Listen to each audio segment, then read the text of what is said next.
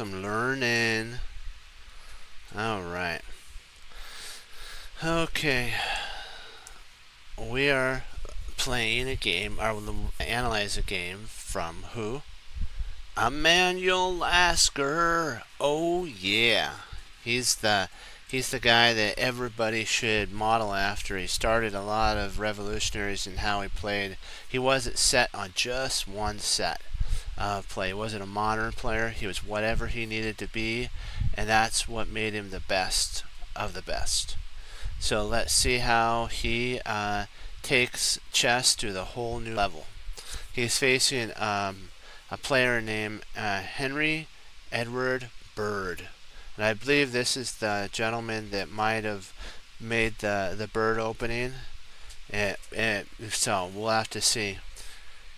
Okay, let's dive right into it. Oops, I gotta flip the board because that's who's playing Emmanuel Lasker. We want to see it from his point of view.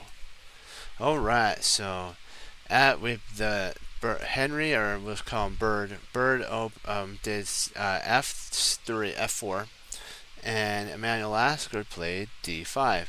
So when they counter in the center, when you counter in the center, your opponent should either try to challenge the center or counter strike on the side. And the same goes with whatever side. If white had counter struck on this side here, probably, like, we'll just go back really quick. If he had played, I'll show you this move here, Emmanuel Lasker probably would have played E5, challenging the center, making sure that he has the ability of an attack right there, and so that everything will work out good. Okay, so I just wanted to show you that type of setup. So we're going to go back to the game, and now Bird plays E3 and Emmanuel Lasker plays G6. This is an interesting line. He's setting up so that he can actually fianchetto a bishop, so it can get a better open file. So he doesn't want to play E6. Maybe he wants to play bishop G7, and potentially after the knight comes in, play bishop to G4, attacking the queen. And there's a lot of different reasons that you play this. This is also in case they want to really fastly castle too. So he could actually castle quick too in 3 moves, where potentially it would maybe take a little longer. But he's setting up for a good attack. Let's see how he does it. Knight F3, bishop G7. Then he plays C3. This idea stops basically. This is kind of an interesting idea. I think it's preparing to lock down with B4, A4, and then maybe get the pawns rolling that way.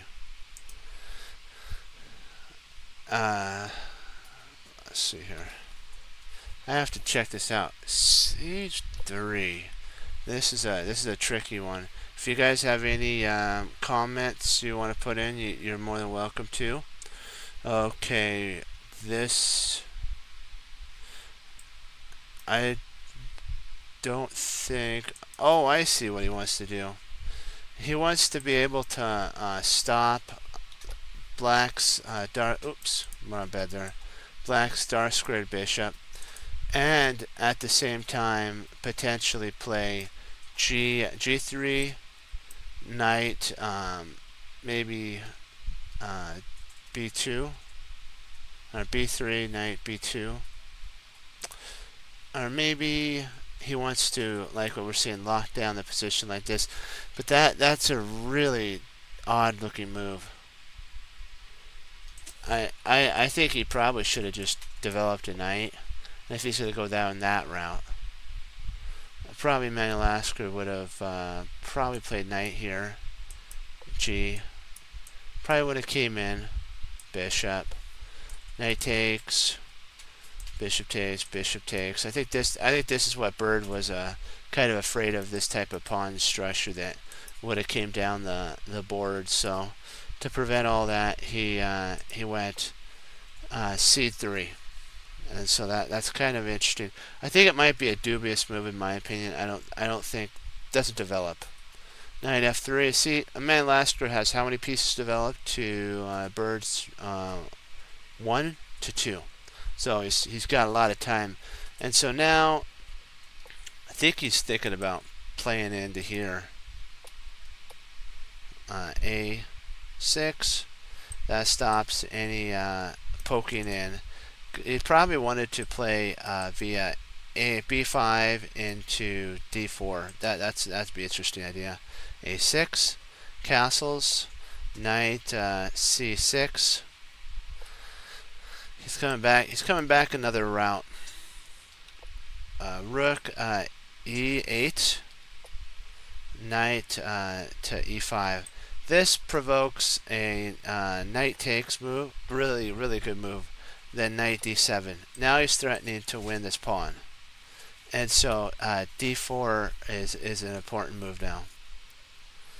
And now Emanuel Lasker has a more intact pawn structure. He has one pawn island. Let's look at, see the pawn islands? That's one. Bird has two. One here. And surprisingly, this is a pawn island because they're all connected. So 2 versus 1 in an endgame. Emanuel Lasker would have a stronger position. So F6. He's trying to crack open the center, and this is a really interesting move. I think it's kind of a slightly questionable. It makes sense, but it allows black to white to play the, E6, which if a player did that, the pawn would fall. So this is provoking more likely F takes or E takes to F6. E takes F6. And then now Emanuel Lasker has the complete open E file, which or half open E file, which he dominates. So his opponent ain't going to give him any of that. And so Emanuel Lasker plays knight B6, covering the pawn, preparing to play C6. Knight comes in maybe, or maybe unleash the bishop with pawn there. There's a lot of play still left of the board. So takes. Now he again controls the open file. So there's B3, and more likely the bishop's probably going to go to B2. Oh, knight D3. Interesting.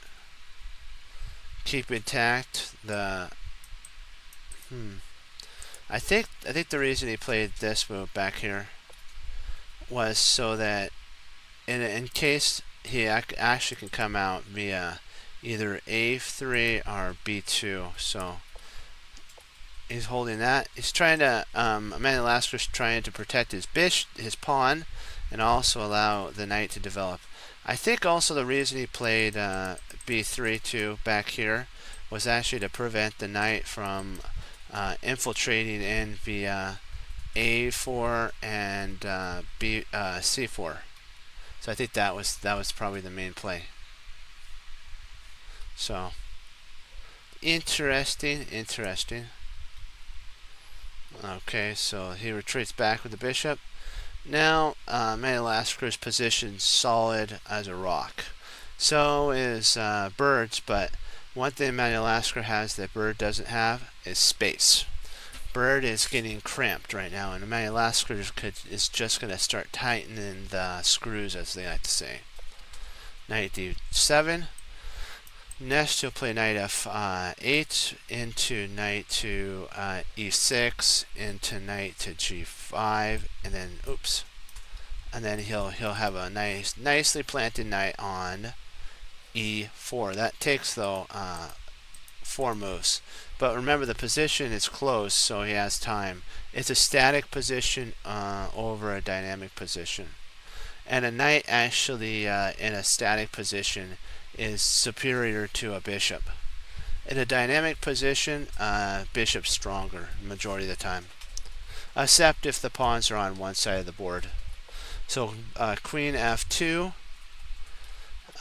bishop E7,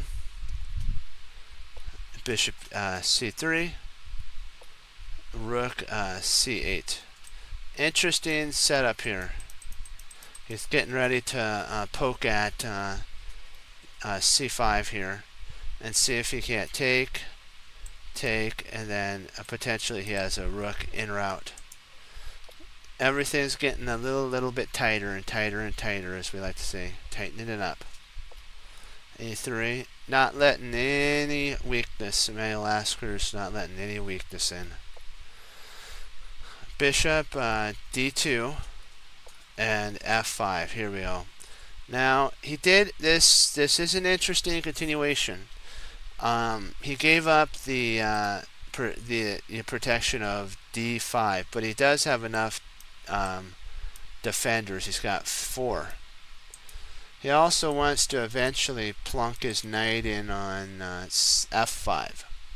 That would be an idea. So he'd have a double pawn, and then he could always, if he wanted to, take that way. And interesting position for sure. G4. And if you have any games you want to put in, more than happy for you to put them in. We'll go over them. Bishop e7, r6. And let me see here. One moment.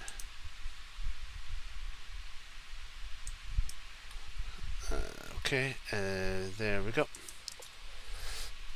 And so he played G. Let me go back really quick. So bishop e6.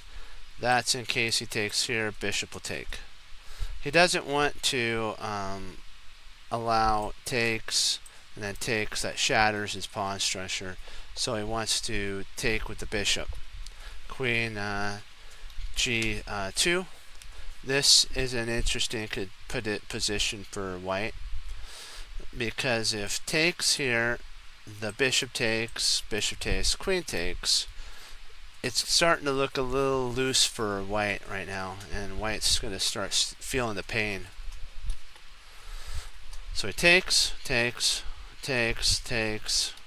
and knight f6. Here comes the hero. Now, with all the pieces gone and there's nothing that could actually attack the knight on f6, the bishop can't, because it's an opposite color of the square. The knight would have to do a lot of attacking, and this actually makes it so that the bishop has to retreat one of these two squares. More likely, the bishop would have to go to e1. When the bishop goes to e1, it breaks lines of communication with these two rooks. So that's what Emanuel Lasker is thinking about playing. So in it comes. And now rook to f3. Very interesting continuation. He's preempting that if Lasker takes on d2, that the queen would take back, and this pawn's protected twice. So, and then Bird's planning on doubling up rooks. These two rooks here, right here. So it's going to be an interesting continuation, and we're loving it. We're going woo woo right ahead. Bring on the artillery rounds. Then it's bishop h6, and then there's knight at e5. Because remember, with that pawn gone from knight to e5, black's not the only one that could block a knight on e. Black has his on e4, and white has his on e5. And so they're basically, Bird's saying, what you gonna do? What you gonna do? My knight's coming for you. Bishop g7. And so he's like, Emanuel Lasker's like, bring it. I'm gonna take your knight here, and after you take back, I'm gonna win a pawn.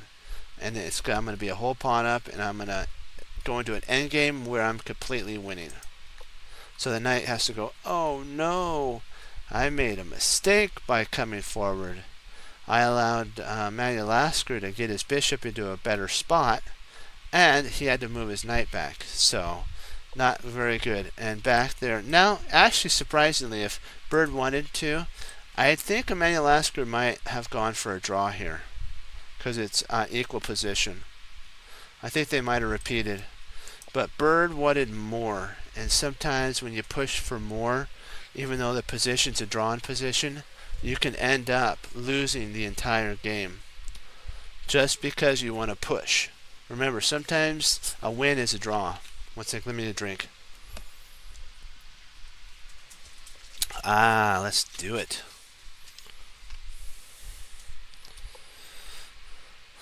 Then there's knight e5 again. Bishop there. Knight d. So he is trying to. And Manlasker like, nah, not going to happen. I'm more superiorly positioned. Why would I give up and get a draw? But sometimes they actually move 2 times. They might get 30 extra seconds, so they might Manlasker might have gotten a minute for just going back and forth. And then he makes a different move, and there's no threefold repetition. So he takes here, takes. Now let's take stock of the position here.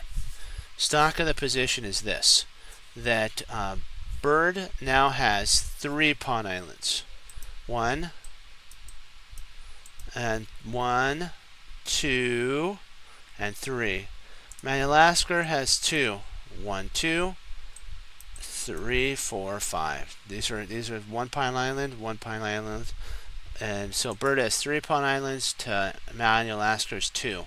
He's a traditional player. He understands that if he goes into an endgame at the present moment right now, he'll be in a 1 position where Bird's going to have to keep it in the middle game, unless he can provoke a weakness by maybe getting rid of one of these a4 pawns. His a4 pawn, or maybe his h pawn. When they're at that moment, he will have a 2 pawn islands, and then it would be an equal position. Right now, black is slightly better. c5, kaboom! He's trying to make a Bird having basically 4 pawn islands, and kapow! Now it's time to win the bishop, and he's going to start crippling white, and black's now coming in for the kill. That's the one thing that grandmasters, even the ones that weren't considered grandmasters, like, they didn't have ELO ratings till recently. So Manlasker would have been considered a GM, and he smelt blood. He's like, this is the time to strike. So he comes in very, very, very fast.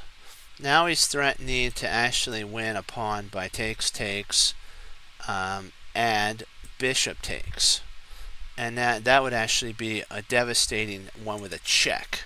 So it'd be like a knock knock. Here comes a shock. Rook A to F1. Boom! That's power. You got to admit that there is power there.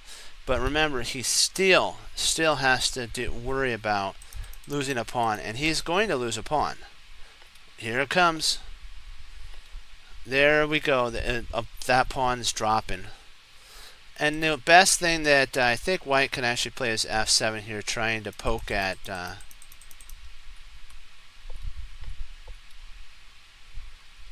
oh, doesn't that lose a knight? Oh, nice little tricky. That's smart. That's a really good one by Bird. If you take this knight, he can actually play rook takes f8, rook f8 check. Excuse me. When you take here, the queen will take, and it will be a check on the king, and your whole position falls apart.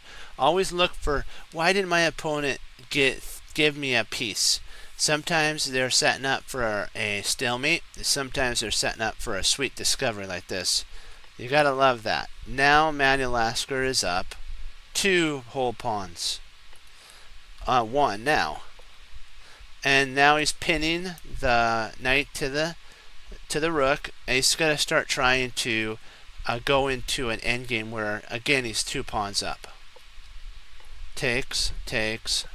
But now in comes the check. You got to love this. He can't intercept here. He's going to have to actually come king to... I guess he could go to king h1. Then takes. Very interesting. Takes. Rook e1. Check. Now he's taking another pawn. So now he's 3 pawns up. Bird's trying to go after this pawn here. And Emanuel Lasker's like, nah, not gonna happen. Rook d6, or d3, I mean, and then bishop c5. And now there's no real way. He's in a complete losing position.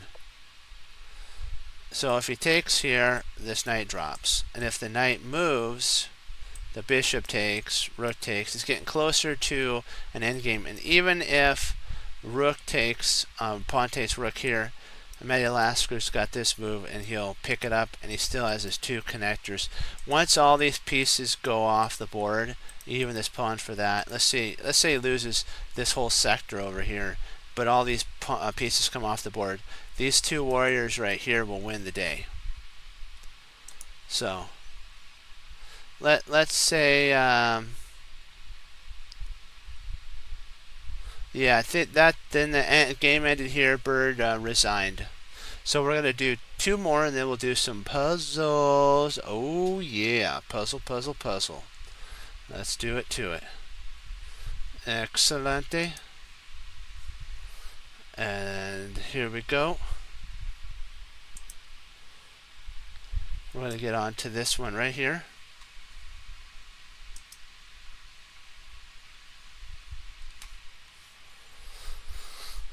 Okay, so we have rook.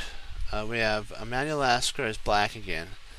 For some reason, a lot of the older games that they showed Emanuel Lasker as black. So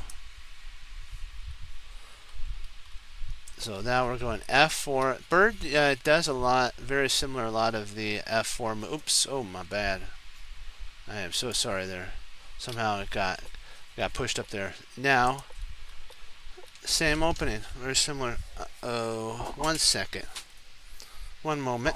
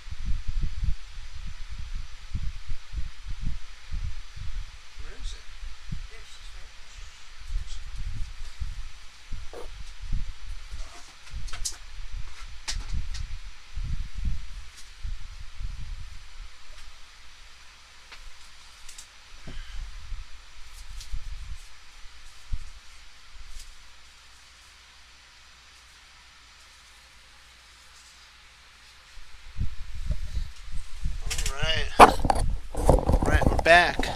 Excellent. Okay, so let's see what we have here.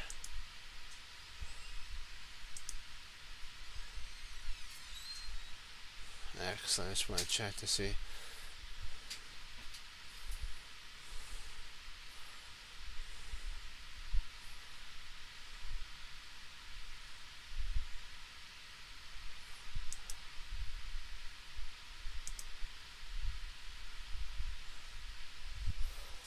Okay.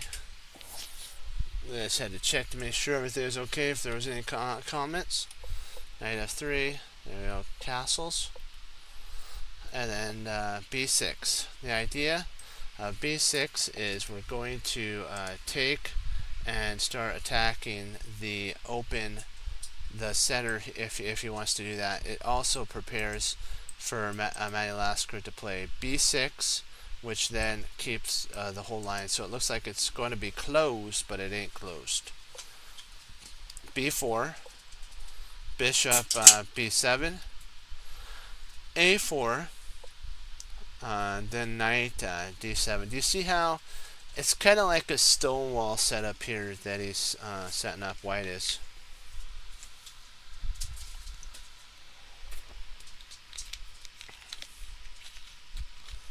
But it's the traditional stonewall bird opening. It's pretty cool.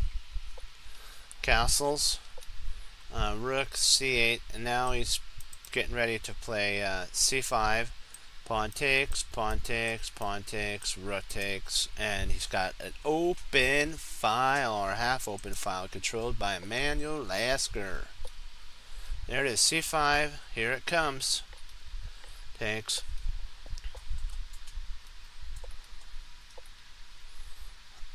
I think he was predicting that. So now if he plays c4, surprisingly, even though these pawns are white's pawns are connected, he's indirectly made a isolated pawn. Let's see if he could do that. Oh wow. Okay, yeah, I see what. That's not too bad of an idea, but I don't know. I think I might have played e5, c5 or 4 here. I mean, I think I might have played c4 here. Then play knight takes, knight takes. We're still good. The bishop has to move, so c4. If the bishop stays on this diagonal, then you actually could potentially play e6. It's interesting for sure. Rook c7, rook a2, and what he was doing is he pushed the rook out, and here comes c6. I think it's getting close to like what we're saying, where Emanuel Lasker's tightening up the position and white's running out of space. The only squares he has for his knight are these two here. Only square for his rook is here, here, here. This rook does have more scope. This bishop only has two spots these spots to go to. So it's looking pretty scary, almost resignable for a bird. Knight d2, queen b8. That prevents this move. He also wants to potentially play rook a7, and when rook takes a7, queen takes a7, he's got the open file. So rook a7 here, takes, and then bishop b2, and here comes the pawn. Now everything is starting to get squeezed. He now has the this idea of playing knight into maybe e4, pawn takes e4, maybe knight reroutes in. It's a little tough position still. He takes the knight here, queen takes, knight takes, and that's a winner right there. Game. That was a blunder by the way, by white. In a position when you're like this, sometimes you just completely blunder. He should have actually just taken here, and then when queen takes, rook takes, I think it's still playable. It might even be slightly better for white. So I'm sure probably Bird would have done that, but I don't know why he actually did. He just blundered, because after takes, and your whole exchange up. It's sad, very sad. Okay. Excuse me. Okay, let's, oops, we gotta do Emanuel Lasker. I think, I want to make sure we did this one. Yep. Let's make sure he's black again. So e4, c5, knight c3, knight c6. So Emanuel Lasker is doing a different move order. Bird's actually finally doing something different beside the bird opening. He's going more of a Sicilian. Queen, bishop g3, or g3, g2, with the idea of potentially this line opening up the h1 to a8 diagonal. And now Emanuel Lasker now has his bishop on a good diagonal, so it's crisscrossing each other. d6. It looks very symmetrical. the same type of setup. Here, here, almost the same type. It's kind of interesting looking for sure. Then there's h5, bishop d2, d7. Looking pretty good for Manuel Lasker. And so knight d2, rook d1, and then e5. And now he's got a almost cemented knight.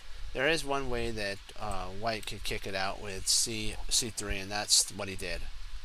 The knight comes back, but remember, what did Manuel Lasker accomplish? He did weaken d5 here, but he locked down the d4 square. So a very important break for white cannot be played, which would be d4, because it would cost too much material for him to handle. Well, I'll show you. If he plays here, takes, right? Takes,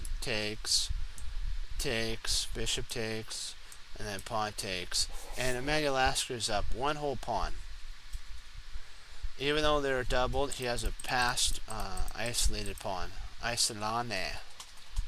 So, just wanted to show you that. So, knight e2. And an interesting thing I noticed about when he played against Bird, he knew that Bird had an issue. We're just going to talk for a second about closed positions. So he always set up a closed position where Bird couldn't withstand attacking, which ended up costing him the game. Very interesting position here, very double-edged. If he takes here, then probably pawn takes. Maybe not. Maybe if takes here, takes,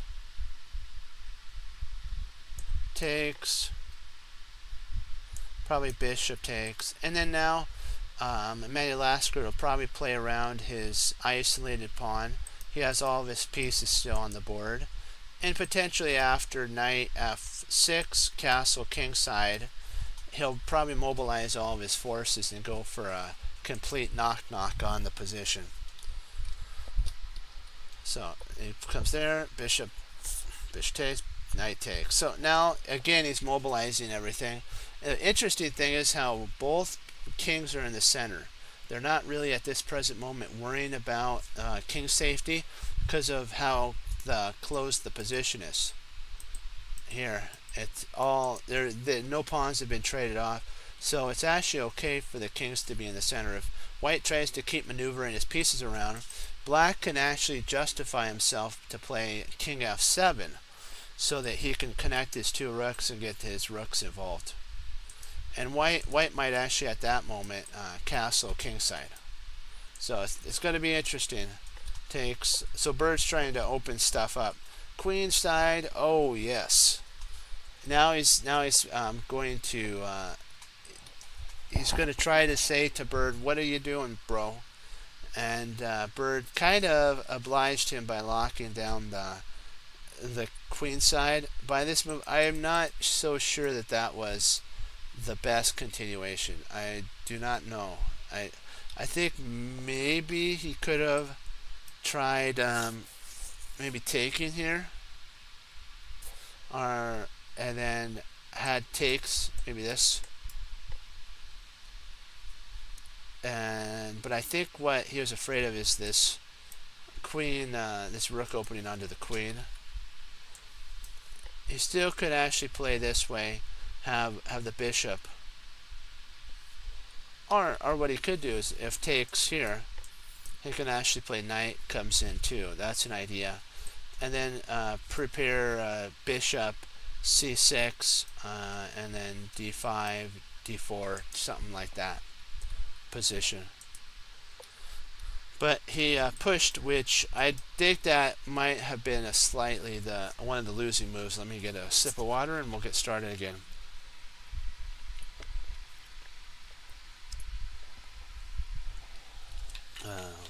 Thank you for obliging me with my drinking there.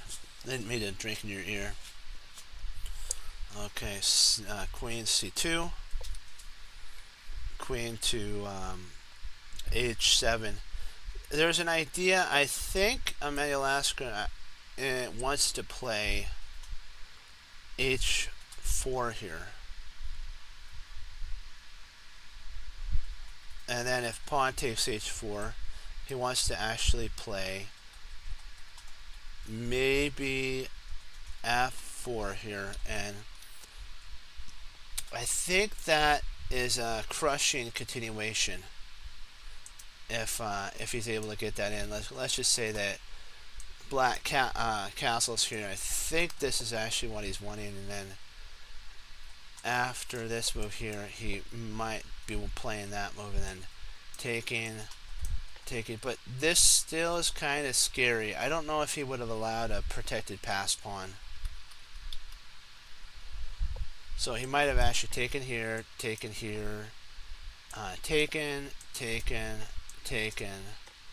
and then he would have had the pass pawn, and I still think that black's winning because of this outside pass pawn. I don't see any advantage. So he castled there. So here castles. Rook g hg8. He's preparing that this pawn push. If he pushes this way, takes, and takes, he can maybe put a knight there. So they're all heavy. Do you notice how they're all sensing that the king side's going to be the side that's going to be attacked? They know that there's no really queen side attack here.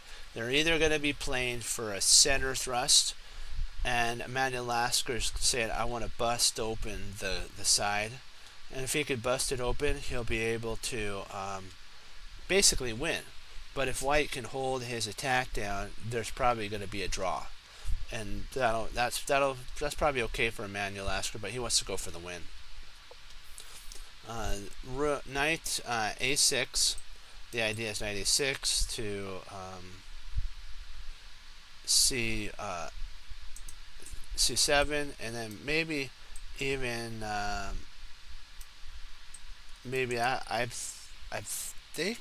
think that's his idea, but I'm not sure where he'd want to place his knight if he wants to. After he plays c7, he might want to play it over here, but I'm not sure if there's any potential. I also think that this idea puts a little pressure on d4, which would make it so that he's provoking c4, which then locks down the queen side, which gives him full play on the king side. I think that's kind of the idea. So knight c7, and there you go. He's provoked what he wanted. Rook g7, and now he's going to slide his rook d8 to g8. So he's poking right back in. Now he wants to come in and into h4, because this he saw that each pawn move has a weakness. When this pawn move moved from c3 to c4, my friends, it gave up the protection of b4. So Emmanuel Lasker can actually, put his knight in there, provoke a3, which then starts loosening up white's position, and after a3, he can just come back again and say that white's pawns are kind of messed up on the queen side. There you go. So Bird actually obliged. He's probably thinking of playing b4 maybe, and maybe Lasker will play king b8 prophylactically, getting prepared for that. But no, he ain't letting down. He's getting ready for f4. He's preparing it. And it comes the knight. That's a very nice move too, because now he's threatening to win this pawn on f7 here, or f2, and that really will make a mess for Bird. And he doesn't want to actually take here, because what range does the bishop have? And he comes back. Probably he would take here. I'm not sure. This might actually be still a draw. he might actually not want to play something like this. He would have to grind out an endgame, so I think that's why Bird didn't take. But I think it might have actually been better for Bird to actually have taken the knight here and kind of tried to neutralize the attack and maybe go into a draw. But he wanted to now. He's thinking about playing on the queen side, but there's just too much attack. He just was blinded to his attacking hope. Now there's check. Takes.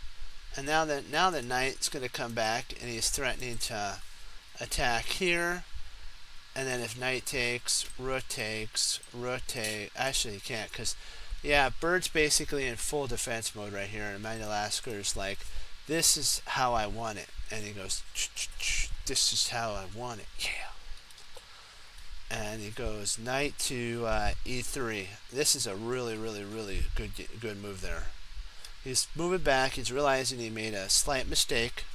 So he's moving back, trying to, if he plays here, to see if he can't maybe get some attack going. Because, see, Bird's threatening the this pawn because it's being attacked twice.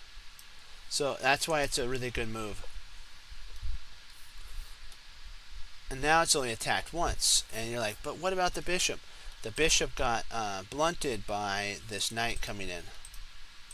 Here. So it's 1-1. He comes back, the king comes up. Now this is a pretty interesting position. He might start thinking about walking his king over eventually. After everything gets, all these pieces get traded off here. If they ever get fully traded off, it's going to be interesting to see whose king's best. And I think Emanuel Lasker has a winning endgame here. It's pretty strong. So he plays b3. He wants to stop any king infiltration in case pieces get off the board. And b5. Here it comes. Emanuel Lasker sees he can't make any progress in the center or on the king side. So now he senses the time. The majority of the pieces are on the king side. So he smells it's time to attack, and he goes boom with b5. So he takes, bishop takes. Now he created an isolated pawn on what? d5. And now he can start honing his attack on it. Back here, come around, come up, come, and then he can even now potentially, if he wants to, after maybe somehow getting this pawn safe, bring the knight back, bring the knight back. You know, bring the bishop back here, attack this pawn. Now, he's going to be able to do it. He found a way to do it. He's protecting this pawn, and he's going to play knight f6. Very nice move. And then he's basically going to move his king over to b7 and bring his other knight to c7. Very good. I think now maybe Bird should have actually just traded off the knight here for his bishop. Maybe he just should have just done that and then tried to, with all of his might, hold on to his weak pawn here by trading down. But I still think Emanuel Lasker has a slight advantage, maybe a half a pawn in that move. So there it is.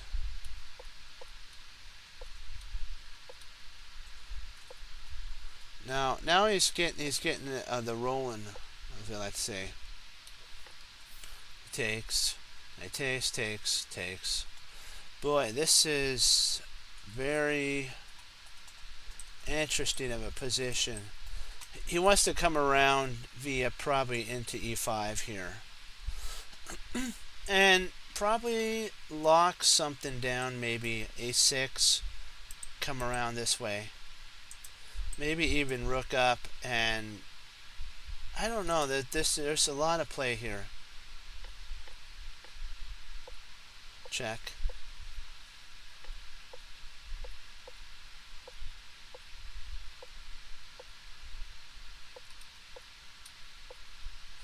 So Bird has the passed pawn. He's trying to push it.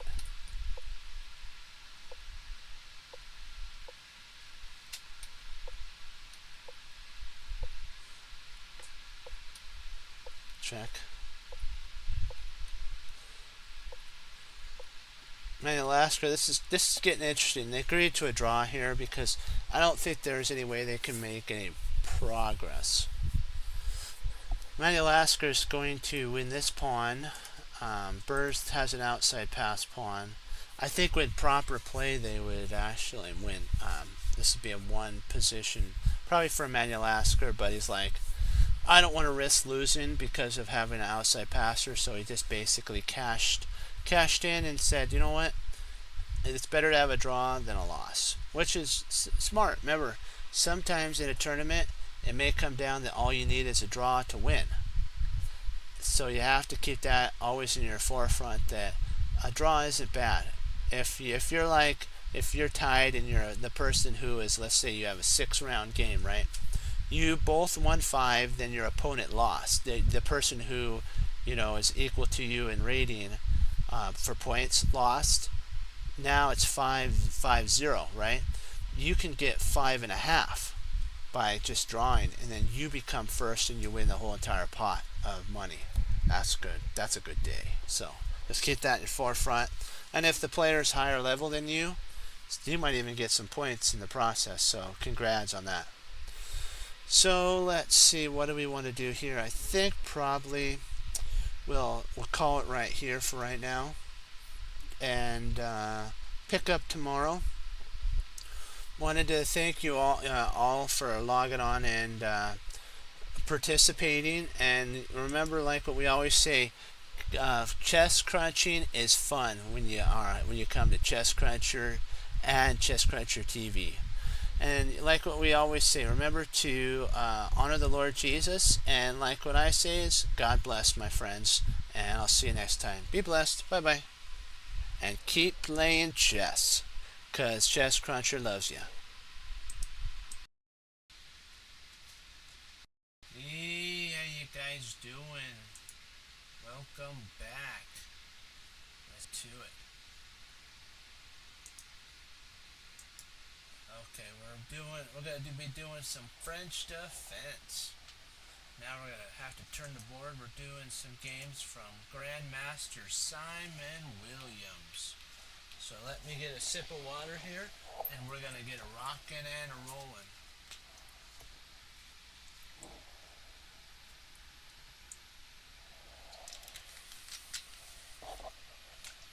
Okay, let's do it. Okay, now his opponent is Nicol R. Reuter. We'll just call him Reuter. And this is, of course, Ginger GM, our Simon Williams. So we'll just call him Williams. Okay, let's do it. Reuter is white, and Reuter plays e2, e4, e6, and d5. This is the start of the French defense. After this, the French defense is basically begins. I'm just going to go back really quick, and you're going to be able to see.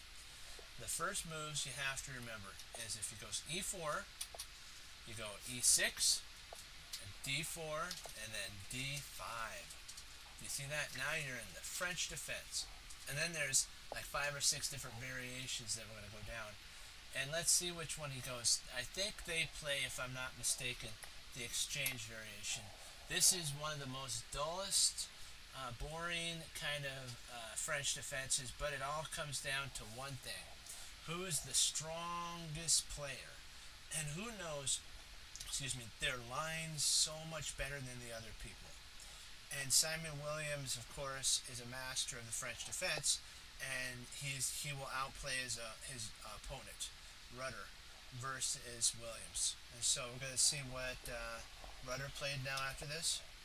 He played knight to f3 and bishop g4. Bishop g4 is an interesting move. It allows for the bishop to attack right on through to the knight. See, remember, we're not really into a closed position. We're actually into an open position where it's a complete equal game. Pawns are the same in the center. And now white black's bad light squared bishop is now a good piece because it can flow this way and the black piece can flow this way. So both of them can actually come into the fight now without any problems. So it's who knows their patterns of tactics the best. And so he attacks Simon Williams. Williams drops back. Rudder also now plays e2 with the queen check. What he's trying to do is disrupt Williams's play by playing bishop. He wants to play bishop f, and he might actually be able to get these two moves in and be better. But so now what he's figuring, Simon Williams, is that he's going to if takes and then bishop takes, then knight takes, and he's entered into basically a close to a semi end to a game, and he's going to be going in for a big attack here. So let's see what we got going on here. Hold on really quick. I want to make sure that I'm not having too much going on at one time. Let's see here. There we go. There we go. And perfect. Okay, just wanted to make sure so that there'd be no glitches or any of that stuff. Okay, so now let's get back.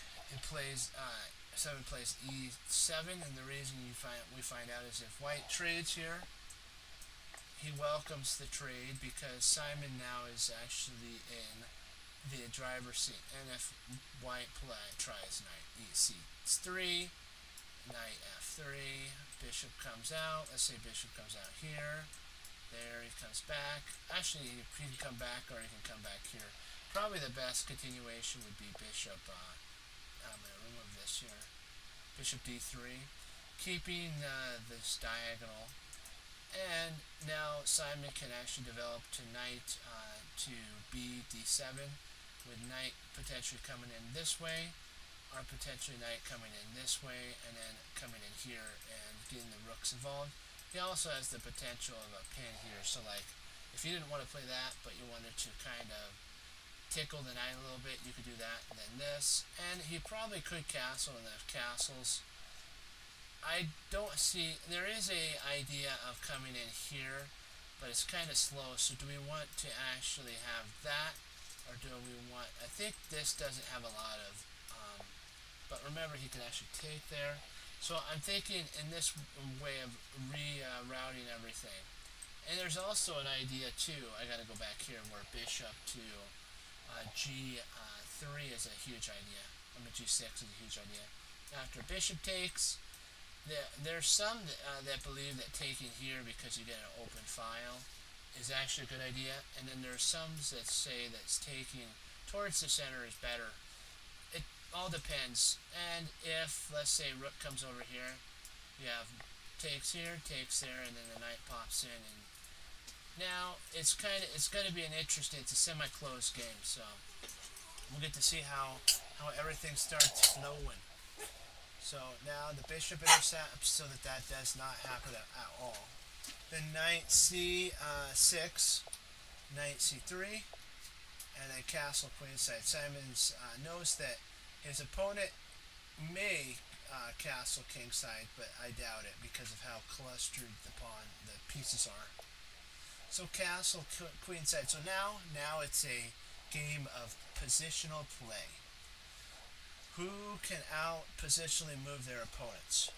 And so Simon starts off first with bishop b4, with the idea of potentially bishop a5, and then maybe potentially pushing the pawns down the board, maybe after queen a5, a6, b5, and then b4, and then undermining the a2 pawn.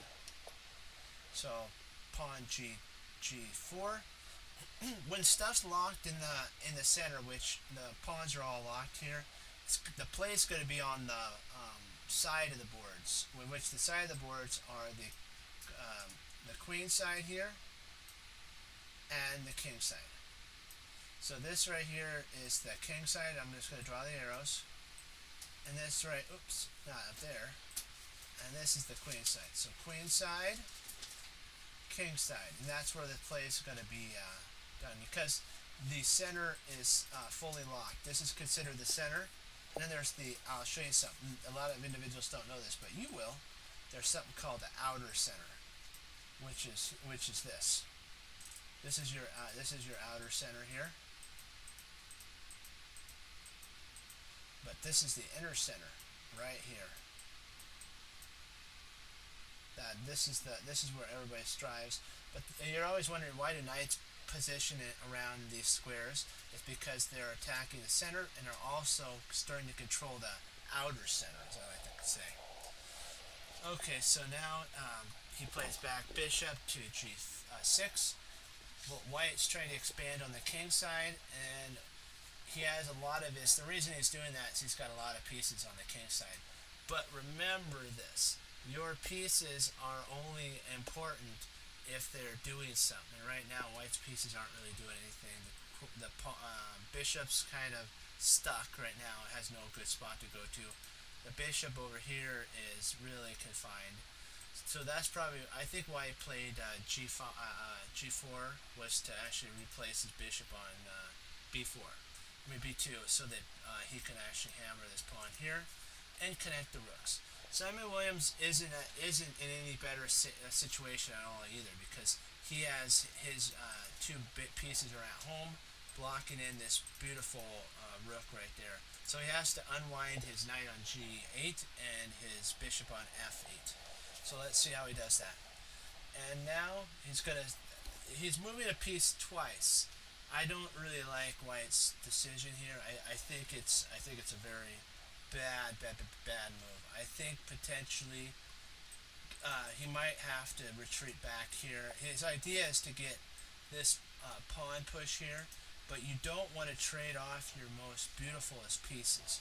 Like, this is a semi-closed position. It's very bad to trade off knights. And if he's thinking about trading off this bishop for the knight, I think Simon Williams would be okay with it. But he does lose one thing. This bishop does have a nice scope. So it's White has three pieces excuse me, that are developed, and Black only has three. I'm sorry, forgive me on that one. White has four pieces developed. 1, 2, 3, 4. Black has three pieces developed.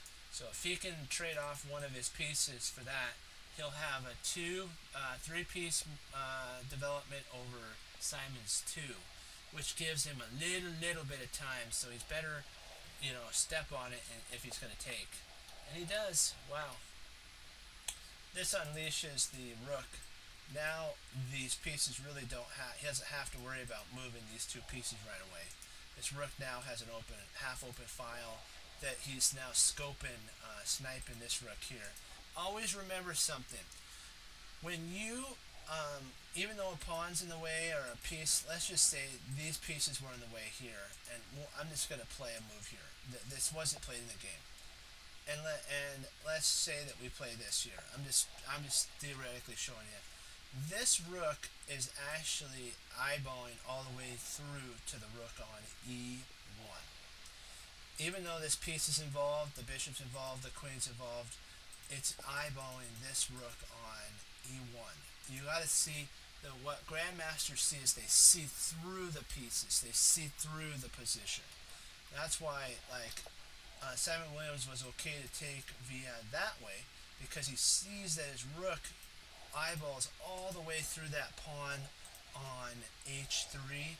He sees it right on to h1. And so that's why when they say, always remember when your queen is lined up with a rook, that's why they say to kind of move the queen over and get out of the line of the rook. Like this rook here, it'd be really bad if this queen were over here. Let's see right. I don't know why my thing's not working. Well, okay, queen here goes to queen there. And this rook, in theory, is looking straight onto that queen, even though these two pawns are in the way on d4 and d5. This rook is x-raying right onto that. And so you can actually make plans based on that. You can win pawns based on that. It's really cool. Excuse me, let me get a sip here.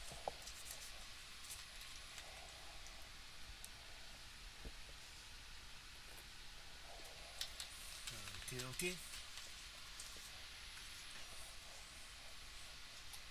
So bishop b4.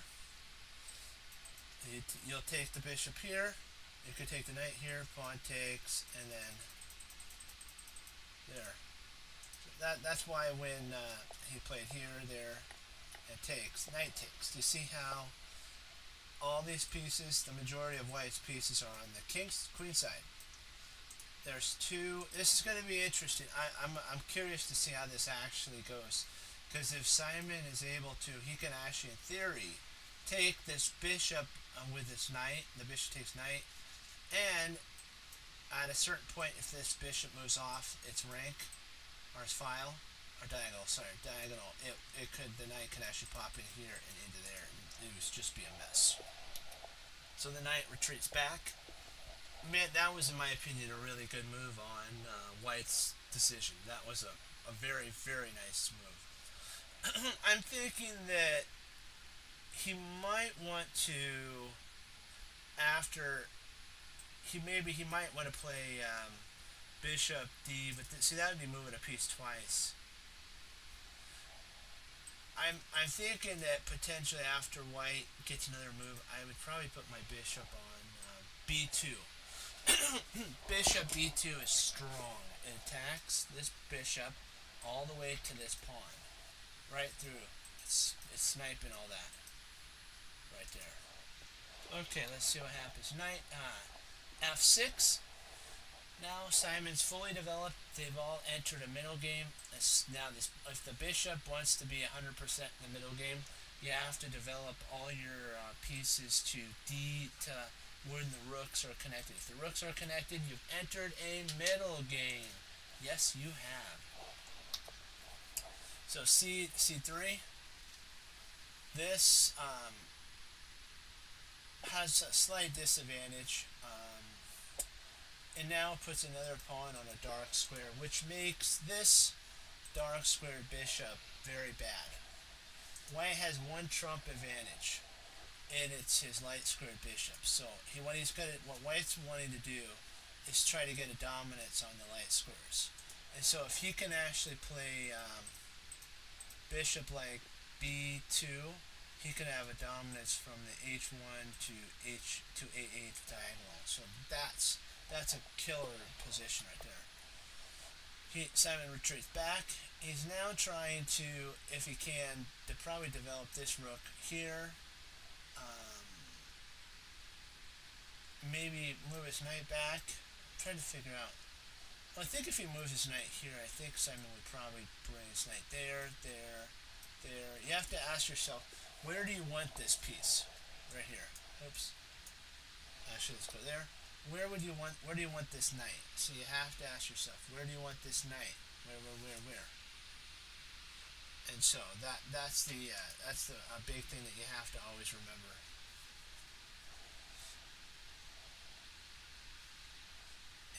Okay, dokie. So now the knight played to d2. Oh, there we go. Knight takes. Bishop comes up. So now you get to see about the x-ray all the way to the rook. This bishop wants these two, so Simon can actually pick up a whole pawn. He comes back. Now he has a pawn advantage.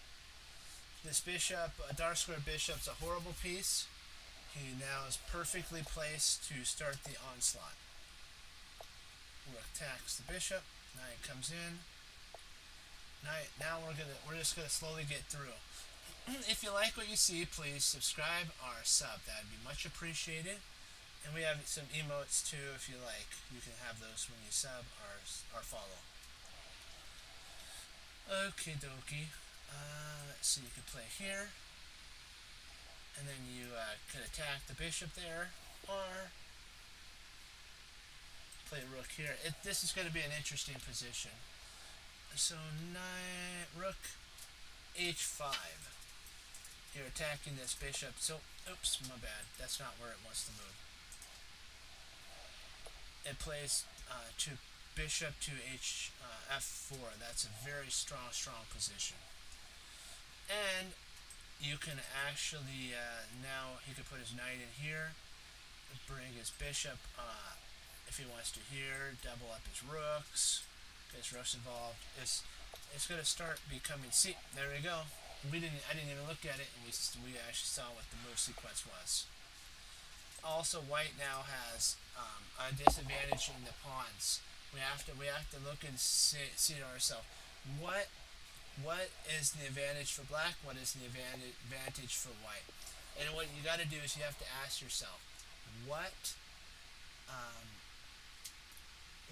look at the pawn structure, then you can kind of judge. Like, let's see how many pawn islands we have. We have one for Simon, and then you have two. So these are one pawn island. These are one pawn island.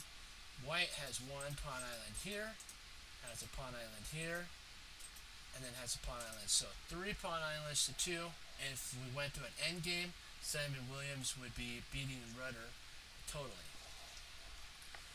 So that's why he's okay with trades. He's okay with the trading of pieces. Then we have knight rook e2. We have rook ef.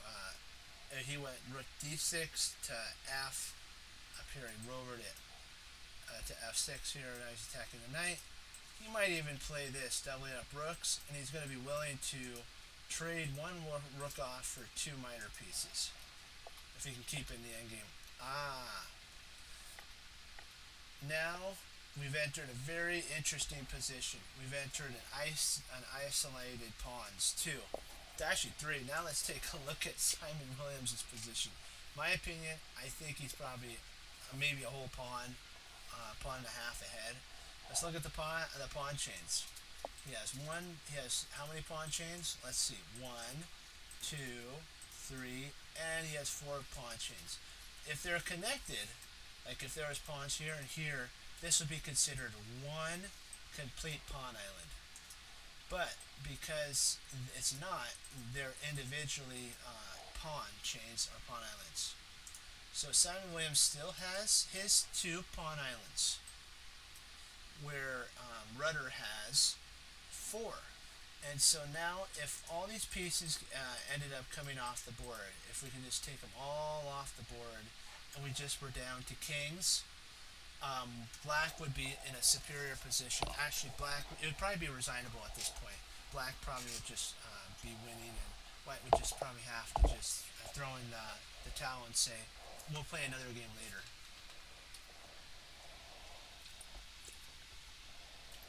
Forgive me for drinking your ears, I apologize. Okay, let's do this thing. Keep going. Rook f4. Now what he's doing is he's tripling up on this isolated pawn. He's also attacking these 2 pawns. This knight is going to be eventually overworked.